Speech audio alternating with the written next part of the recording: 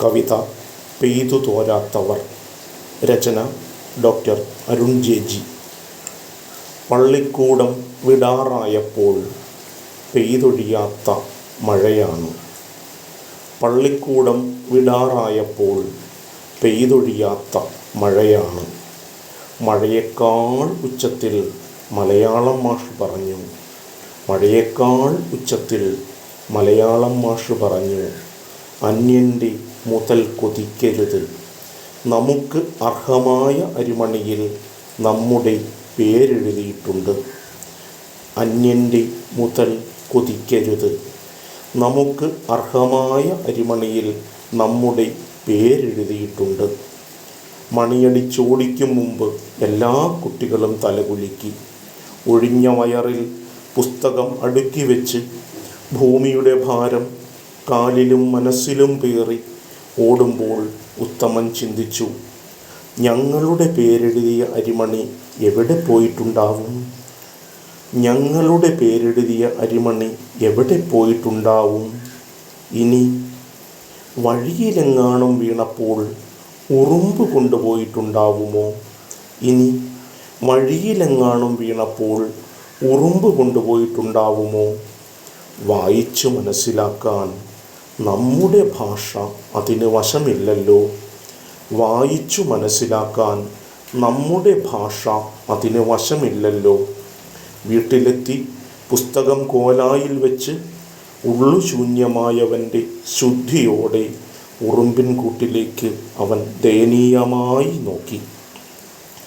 വീട്ടിലെത്തി പുസ്തകം കോലായിൽ വെച്ച് ഉള്ളു ശൂന്യമായവൻ്റെ വിശുദ്ധിയോടെ ഉറുമ്പിൻ കൂട്ടിലേക്ക് അവൻ ദയനീയമായി നോക്കി.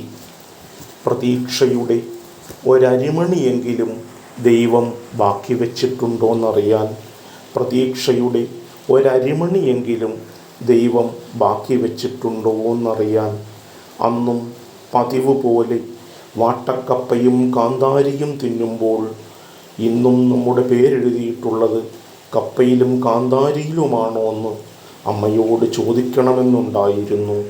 അന്നും പതിവ് പോലെ വാട്ടക്കപ്പയും കാന്താരിയും തിന്നുമ്പോൾ ഇന്നും നമ്മുടെ പേരെഴുതിയിട്ടുള്ളത് കപ്പയിലും കാന്താരിയിലുമാണോ എന്ന് അമ്മയോട് ചോദിക്കണമെന്നുണ്ടായിരുന്നു.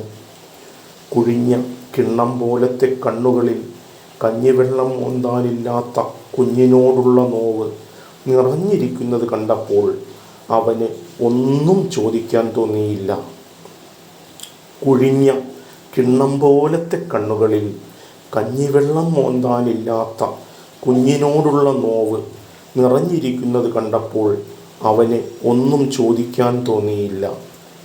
നാളെയും കാത്തിരിക്കുന്നത് വാട്ടക്കപ്പയും കാന്താരിയുമാണ് എന്നറിഞ്ഞിട്ടും, നാളെയും കാത്തിരിക്കുന്നത് വാട്ടക്കപ്പയും കാന്താരിയുമാണ് എന്നറിഞ്ഞിട്ടും തങ്ങളുടെ പേരെഴുതിയ അരിമണി ഉറുമ്പുകൾ തിരികെ കൊണ്ടുവരുന്നതോർത്ത് അവൻ ഉറങ്ങാൻ കിടന്നു. തങ്ങളുടെ പേരെഴുതിയ അരിമണി ഉറുമ്പുകൾ തിരികെ കൊണ്ടുവരുന്നതോർത്ത് അവൻ ഉറങ്ങാൻ കിടന്നു. ഒരു ഇടിമിന്നലോടെ മഴ പെയ്തു തോർന്നു. ഒരിടിമിന്നലോടുകൂടി മഴ പെയ്തു തോന്നു. ശാന്തമായ ഒരിളങ്കാറ്റ് വന്ന് കാലിൽ തൊട്ടു. ശാന്തമായ ഒരിളങ്കാറ്റ് വന്ന് കാലിൽ തൊട്ടു. ജനാലകളടച്ച് അമ്മയോട് പറ്റിച്ചേർന്ന് അവൻ ഉറങ്ങി. ജനാലകളടച്ച് അമ്മയോട് പറ്റിച്ചേർന്ന് അവൻ ഉറങ്ങി. സ്വർഗം കിട്ടിയ സംതൃപ്തിയോടെ, സ്വർഗം കിട്ടിയ സംതൃപ്തിയോടെ. നന്ദി.